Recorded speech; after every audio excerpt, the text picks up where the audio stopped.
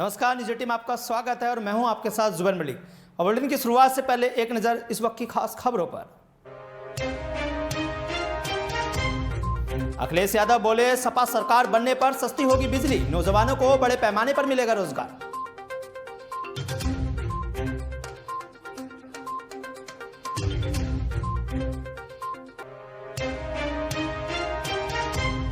आम आदमी पार्टी का बड़ा वादा, सरकार आने पर 5 साल में यूपी के सरकारी स्कूल प्राइवेट से बेहतर होंगे।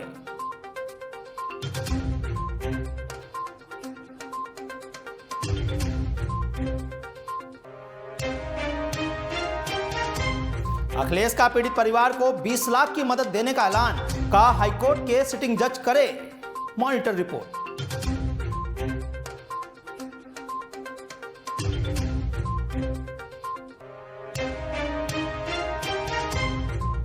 और कल से दिल्ली में बंद हो जाएगी शराब की 260 प्राइवेट दुकानें। 46 दिनों तक बंद रहने के बाद 17 नवंबर से फिर खुलेगी दुकानें।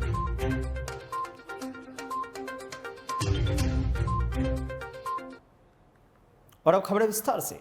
समाजवादी पार्टी के राष्ट्रीय अध्यक्ष अखिलेश यादव ने बुधवार को आरोप लगाया है कि भारतीय जनता पार्टी सरकार पिछड़ों की गणना नहीं करना चाहती है, क्योंकि वह जानती है कि इससे पिछड़े अपना हक और सम्मान मांगेंगे। उन्होंने कहा कि समाजवादी पार्टी सहित तमाम दल चाहते हैं कि पिछड़ों की गिनती हो जाए, लेकिन बीजेपी जातीय गणना नहीं करना चाहती है। प्रदेश में सरकार बनने पर समाजवादी पार्टी उत्तर प्रदेश स्तर पर जातीय जनगणना कराएगी और पिछड़ों को उनका हक और सम्मान दिलाया जाएगा।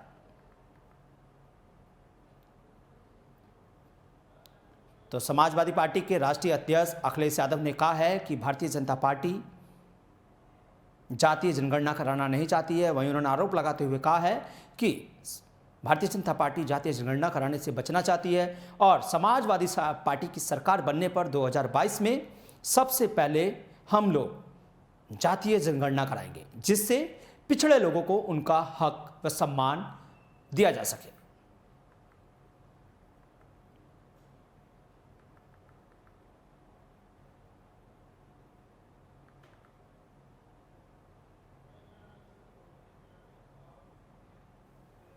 उधर यूपी की शिक्षा को लेकर के दिल्ली के डिप्टी सीएम मनीष सिसोदिया ने कहा है कि यहां स्कूली शिक्षा से लेकर के यूनिवर्सिटी तक शिक्षा बदहाल है। प्राइमरी स्कूलों के भवन जर्जर हैं और शिक्षकों की भारी कमी है। सिसोदिया ने उत्तर प्रदेश पर शिक्षा बजट लगातार घटाने का आरोप लगाया है। उन्होंने कहा है कि यूपी सरकार का शिक्षा बजट पहले 17% था, जिसे घटाकर योगी सरकार ने 13% कर दिया है। साथ ही दिल्ली के डिप्टी सीएम मनीष सिसोदिया ने दिल्ली और यूपी की शिक्षा की तुलना करते हुए कहा है कि दिल्ली सरकार ने दिल्ली में शिक्षा का मॉडल के तौर पर पेश किया है। उन्होंने यूपी की जनता से अपील की है कि अपने वोट की ताकत का इस्तेमाल बच्चों को अच्छी शिक्षा देने के लिए करें। दिल्ली सरकार ने स्कूलों में हैप्पीनेस करिकुलम और देशभक्ति करिकुलम लागू किया है। उन्होंने उत्तर प्रदेश के लोगों से वादा किया है कि यूपी में आम आदमी पार्टी की सरकार अगर बनती है तो सबसे पहले शिक्षा का बजट बढ़ेगा। 13% के मौजूदा शिक्षा बजट को बढ़ाकर आम आदमी पार्टी की सरकार 25% कर देगी।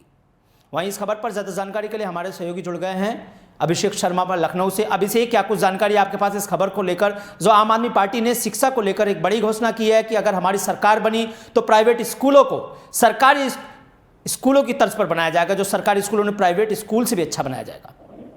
देखिए, आम आदमी पार्टी कहीं ना कहीं अपना दिल्ली मॉडल उत्तर प्रदेश में लागू करना चाहती है, चाहे वो फ्री की पॉलिटिक्स हो या फिर स्कूलों के प्रति उसकी एक, आप मान के चलिए कि स्कूलों के प्रति उसकी प्रतिबद्धता।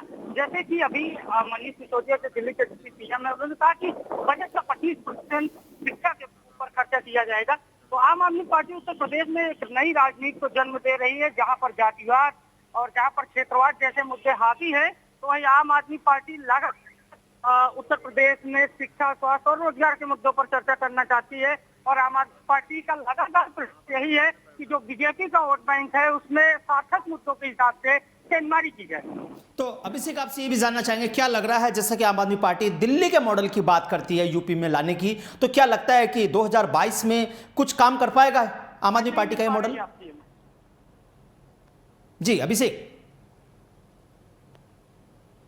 तो आम आदमी पार्टी ने एक बड़ी घोषणा की है, 13% मौजूदा शिक्षा बजट को बढ़ाकर कहा है कि आम आदमी पार्टी की सरकार बनी तो इसको 25% किया जाएगा। साथ ही आम आदमी पार्टी ने यह भी कहा है, संजय सिंह ने साफ तौर पर यह भी कहा है कि अगर आम आदमी पार्टी की यूपी में सरकार बनती है 2022 में तो सबसे पहले स्कूली शिक्षा को सुधारा जाएगा। साथ ही साथ जितने भी सरकारी स्कूल हैं उनको प्राइवेट स्कूलों से भी बेहतर बनाया जाएगा। ये आम आदमी पार्टी ने दावा किया है 2022 में अगर उनकी सरकार बनती है।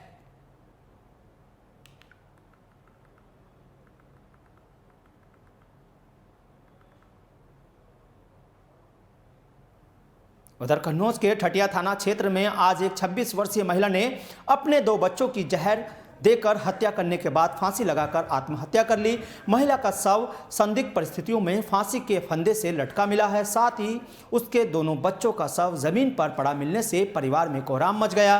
परिजनों ने दरवाजा तोड़कर तीनों शवों को कमरे से बाहर निकाला और ग्रामीणों ने घटना की जानकारी पुलिस को दी। पुलिस ने मौके पर पहुंचकर तीनों शवों को कब्जे में लेकर पोस्टमार्टम के लिए भेज दिया है। फिलहाल पुलिस मामले की जांच में जुटी हुई है।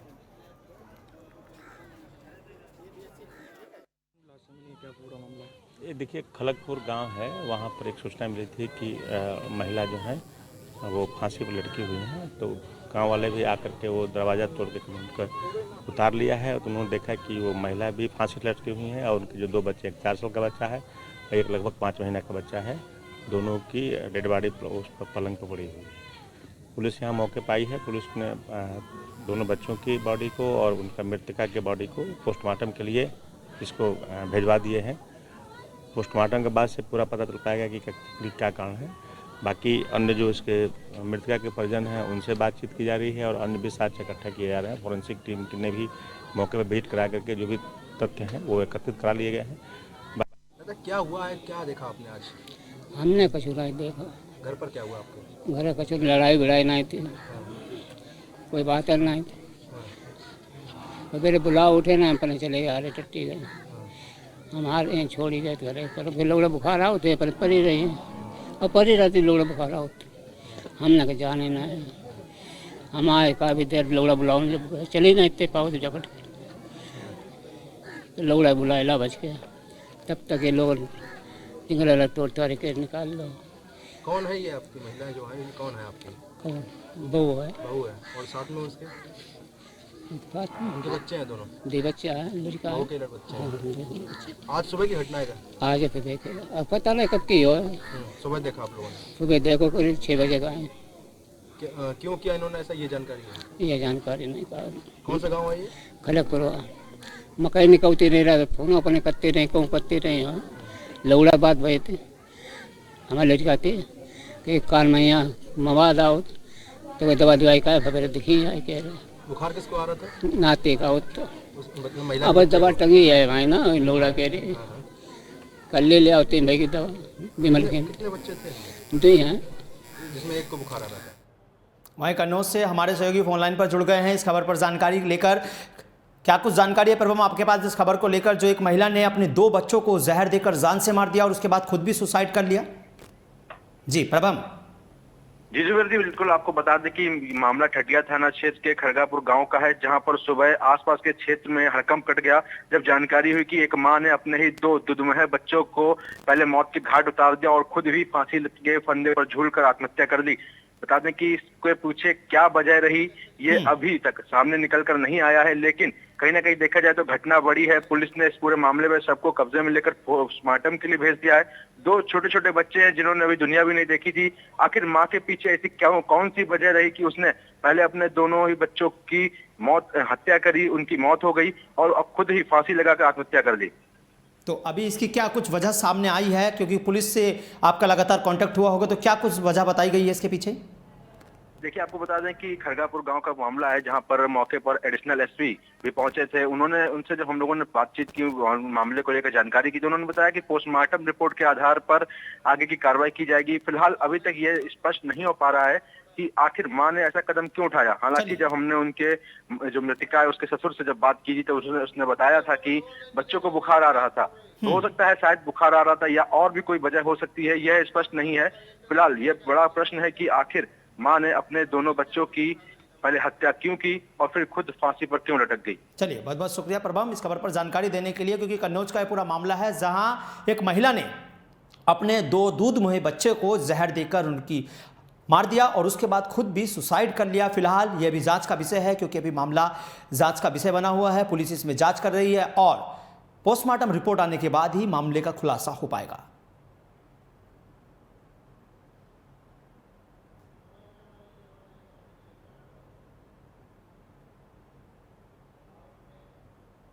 उधर शामली के सामुदायिक स्वास्थ्य केंद्र में एक चोर का चोरी करते हुए लोगों ने रंगे हाथों पकड़ लिया। नगर के सामुदायिक स्वास्थ्य केंद्र में आयुष्मान भारत जन सहायता केंद्र पर आयुष्मान कार्ड बनवाने वालों की काफी भीड़ जमा थी।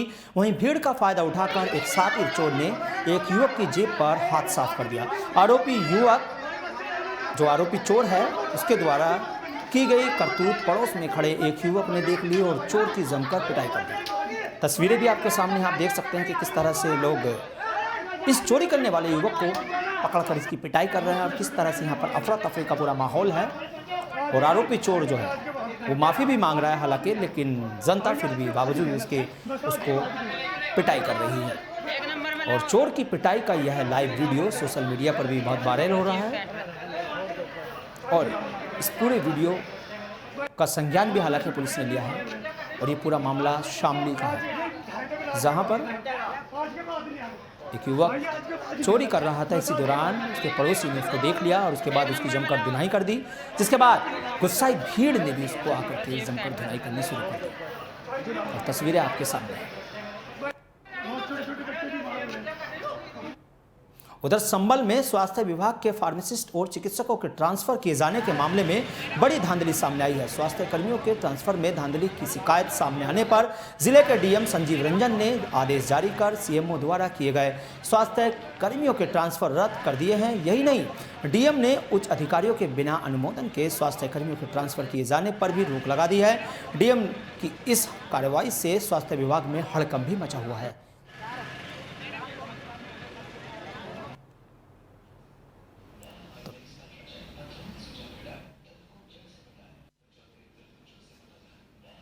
उसके बारे में जो है कहते हैं, जब मैंने अस्पताल का निरीक्षण किया तो कुछ चीज़ें जो है मानक के अनुरूप नहीं मिली, जैसे कि दवाई एक्सपायर हो जाती है।